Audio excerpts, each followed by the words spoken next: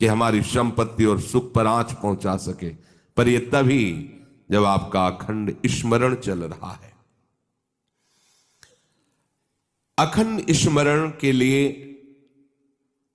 वाचो वेगम, मनसः क्रोध वेगम, हिंसा वेग, मुदरोपस्थ वेगम, एतान वेगान सहते यस्तु विद्वान निंदाचास्य हृदयम नोपहन्यात्।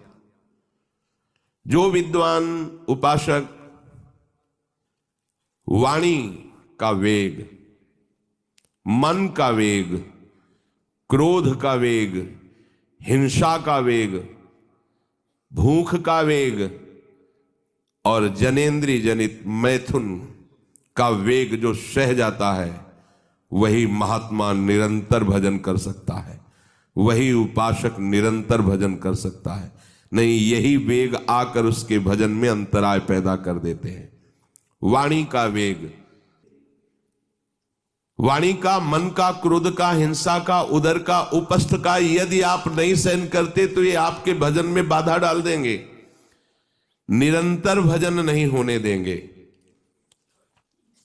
दूसरा, निरंतर भजन करने में जो प्रभु कह रहे हैं आसीत मत्परः, मेरे परायण होकर भजन करो।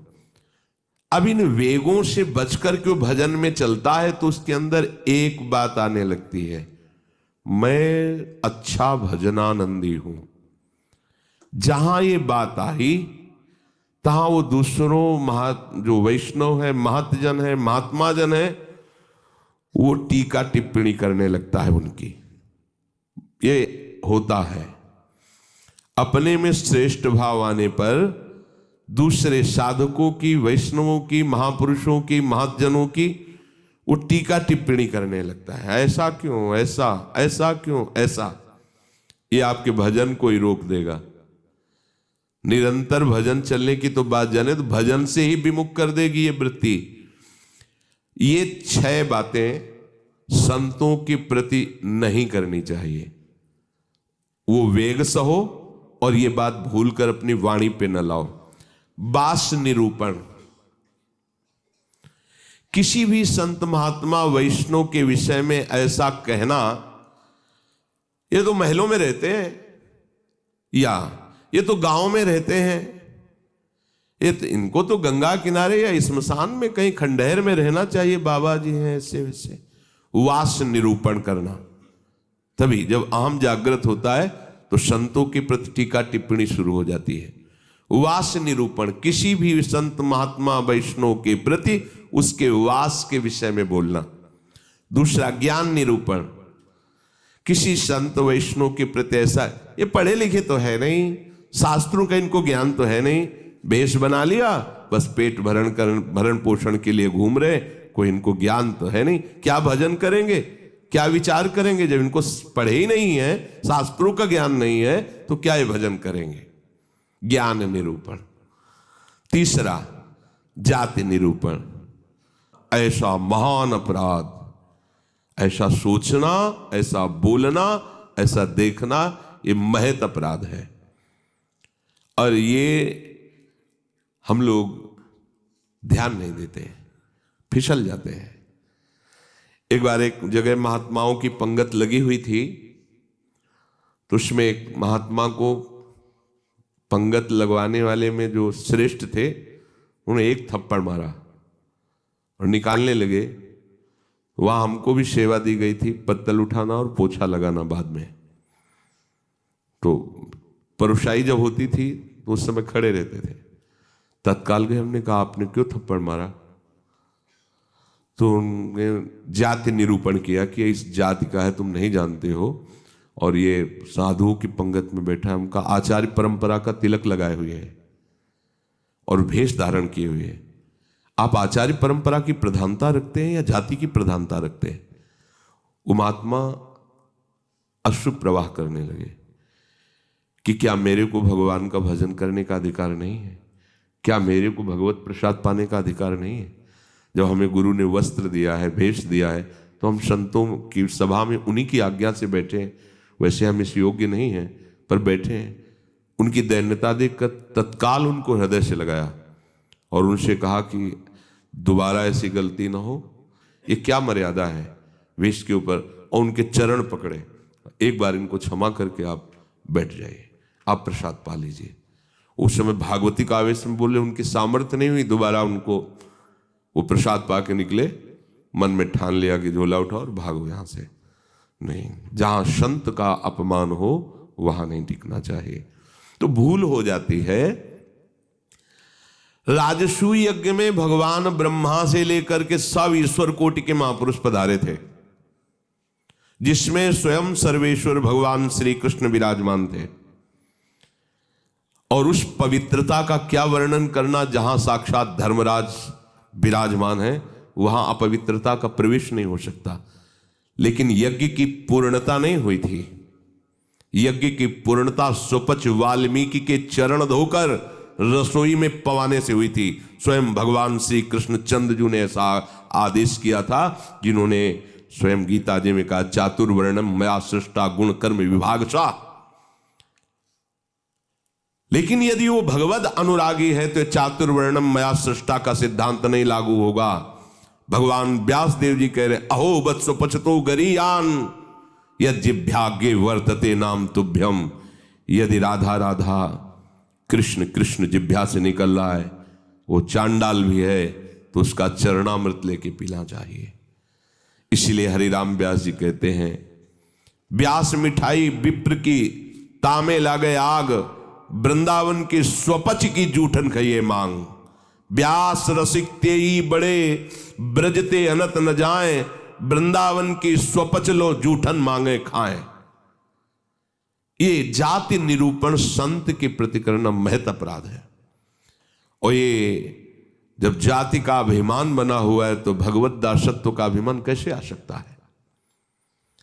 किसी भी मार्ग में हो, आगे चल करके सब लय हो जाता है। ये देहाभिमान के अंतर्गत आता है। देह ही तो जन्मी है जाति में, ये स्वरूपाभिमान थोड़ी है, ये देहाभिमान ही है। इसलिए वैष्णव के सबके एक ही गोत्र है, अच्युत गोत्र। अपने सब रसिकों के एक ही गोत्र है, हरिवंश गोत्र। अगर हम जाति पक्ष में चले जाएंगे तो भगवत पक्ष से हट जाएंगे। तहां जाति कुल नहीं विचार, कौन सुत्तम कौन गंवार, सार भजन हरिवंश को। और या रस मगन मिटे भवत्रास, सुनहु रसिक हरिवंश विलास, श्री हरिवंश गाय। कहीं भी प्रकट हुआ हो किसी भी कुल में, और वो जब आचार्य के शरणागत हो जाता है, आचार्य परंपरा से, तो अभेद हो जाता है। सुने प्रपन्न जेब है, अभद्र सर्व के गए, तिन्हें मिले प्रसन्न हुए, न जाति भेद मानिए न जाति भेद मानिए। उनको देख करके कहना चाहे, सुभाग हमारे अहोभाग्य आपके दर्शन हुए, आप पधारिए, आप विराजिए। और जैसे अपने पूज्य जनों का स्वागत किया जाता है, ऐसे मन में भी नहीं आना चाहिए कि ये अमुक जाति का संत है, इसके पैर कैसे छुएं, इसका चरणामृत के। अगर ऐसा तो आपका भजन बाधित हो जाएगा। जाति निरूपण, यही गलती हो गई थी दंडकारण्य के ऋषियों से श्री माता सबरी के प्रति। एक तो स्त्री जाति और दूसरी भीलनी। कैसे हम महाब्रह्म ऋषियों के बीच में बड़े बड़े कीड़ा पड़ गए थे, सरोवर के जल का प्रयोग नहीं कर सकते थे, सब अशांत थे। और भगवान श्री राम ने माता सबरी को सौभाग्य दिया ऐसा जो ब्रह्म ऋषियों को भी नहीं मिला। इसलिए कभी किसी संत के जाति निरूपण न करें। ये बिल्कुल देखो, हम सब प्रभु के अंश हैं। कर्म के अनुसार शरीर में आए, कर्म के अनुसार कुल में जन्मे, लेकिन हमको वो लेके थोड़ी बैठना है। हमको तो अपने प्रीतम के पास जाना है। हम ये कुल कर्म को लेके, जाति धर्म को लेकर के, शरीर को लेकर बैठे रहेंगे तो अगला जन्म निश्चित हो जाएगा। हमें प्रभु के पास जाना है। जो ही ये बात सोचकर आगे बढ़े तो आप केवल प्रभु के हो गए, खत्म खेल। बस सृष्टि चक्र के खेल के लिए है चातुर्वर्णम। भगवत मार्ग में जे ही आरूढ़ हुए तो वो शरीर राग हटा, भगवत अंश हो। जितने ब्रह्मा जी पवित्र हैं उतने तुम्हारा स्वरूप पवित्र है। जो भगवान शंकर का स्वरूप है वही तुम्हारा स्वरूप है। स्वरूप में अंतर नहीं है, अंतर है देह में। स्वरूप तो सबका एक ही है, भगवत स्वरूप है, सब आत्म स्वरूप है। चौथा, वृत्ति निरूपण। किसी महात्मा को देख के कहना है ना हाथ में माला है, हमें खास तो भजनानंदी तो लगते नहीं, पड़े रहते हैं, इधर खाते उधर खाते, भंडारा खाते डोलते हैं। बिल्कुल नहीं। तुम क्या जानो, क्या जानो कौन सी क्या वृत्ति है। एक भजन की ऐसी भी वृत्ति होती है जिसमें माला विक्षेप होता है। भजन में सहायक माला होता है, और एक भजन की ऐसी वृत्ति होती है जिसमें माला विक्षेप होता है। अगर कभी उत्साहपूर्वक ले भी लिया जाए तो 10-5 मिनट से ज्यादा नहीं चलेगा, रख जाएगा। स्वाभाविक छाया हुआ है। अब वहां मन का चलाए तो विक्षेप पड़ रहा है, गिनती करे तो विक्षेप पड़ रहा है, चल रहा है। अब आप क्या जाने, आप माला देख के तो जान जाते हैं कि जप हो रहा है, लेकिन बैठे हैं, टहल रहे हैं, तो आपको लगा खाली टहल रहे हैं। नहीं, ऐसा नहीं। संतों को जानना बड़ा कठिन होता है। एक बार गुरु जी की सेवा में सुकुमारी शरण थे, जे ही लाडली कुंज में प्रवेश हुए तो महाराज जी का दुर्गंध आ रही। ऐसे देखा और कहा, वैष्णव अपराध करके आ रहे हो क्या? तो महाराज जी हम साबुन लगा के नहीं नहाते तो शायद शरीर से दुर्गंध। बोले वो दुर्गंध नहीं, ये वैष्णव अपराध की दुर्गंध है। गुरुदेव ने कहा, महाराज जी सावधान रहते हैं, कोई वैष्णव अपराध तो नहीं। नहीं, हमें महसूस हो रही है। आप पहले वहीं खड़े रहिए, बताइए क्या वैष्णव अपराध किया है। भजन का क्या प्रभाव होता है, बहुत सूक्ष्म है, बहुत सूक्ष्म। महापुरुषों के हृदय से ही पता चलता है ना। प्रारंभ में था तो पंडित बाबा की वाणी पढ़ी तो तन्मयता एकदम पंडित बाबा में हुई। तो दूसरे दिन सेवा में गए तो उन्होंने कहा कि हमारे चिंतन में कृष्ण बलराम आए, तुम्हारे सिवा और किसी का यहाँ आना नहीं है। तो हम कहा महाराज जी पंडित बाबा का चरित्र पढ़ रहे तो एकदम उसमें तन्मयता एकदम। बोले हाँ तभी आया चिंतन में। तब कितना सूक्ष्म, मतलब ये सबके समझ में की बात। परिक्रमा दे रहे थे जगन्नाथ बाबा की कुटिया, दोपहर में देखा महाराज जी गायब। देखा तो अप्सरा कुंड में ध्यानस्थ एक वृक्ष के नीचे बैठे। महाराज जी वहां से क्यों चले आए? बोले इतनी जोर के गोपाल मंत्र के वहां परमाणु हो सिद्ध पुरुष थे ना, तो हमें विक्षेप पड़ रहा था निज मंत्र में, इसलिए हट के चले आए। वहीं हम पढ़े, हमें कुछ पता नहीं चल रहा। आपका कितना सूक्ष्म। प्रवेश करते ही कह दिया आप वैष्णव अपराध करके आ रहे हैं, दुर्गंध आ रही।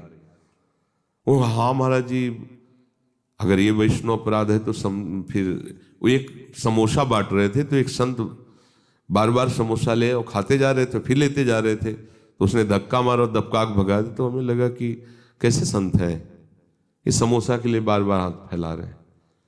तो बोले उनको जानते हो? बोले हाँ प्राय वो दिखाई देते हैं बिहारी जी की गली में। बोले जाओ, महाराज जी ने पैसा दिया 50 रुपये उस समय, अगर जाओ समोसा खरीदो, उनको दो और उनके चरण पकड़ो, उनसे कहो कि आपके प्रति हमारी ऐसी मलिन बुद्धि हो गई थी, आप हमें क्षमा करें, फिर सेवा में आओ। कितना सूक्ष्म है महापुरुषों का सुरक्षा कवच। किसी भी संत के प्रति, वैष्णव के प्रति, ये तो पड़ा रहता है, तो कभी माला नहीं लिए, तो कोई भजन ध्यान करता नहीं, इस प्रकार से उसकी निंदा करना, ये वृत्ति निरूपण है। पांचवा है स्वरूप निरूपण। इनके चेहरे में कोई तेज तो है नहीं, हमें लगता है कोई महात्मा तो है नहीं, बनावटी ही लग रहे हैं। कोई आकर्षण तो है नहीं इनके चेहरे में, सच्चे साधु नहीं है, ऐसा वैसा नहीं। आप क्या जानते हो, ये राख से ढकी हुई आग है, राख हटे तब पता चलेगा। अगर चेहरे से ही महात्मा की पहचान होती तो जड़ भरत जी को पहचान लेता रहुगण, और साधारण सत्संगी नहीं, कपिल भगवान से सत्संग करने जा रहा है। कोई साधारण सत्संगी नहीं, महापुरुषों का संग करने वाला है। फिर भी नहीं पहचान पाया।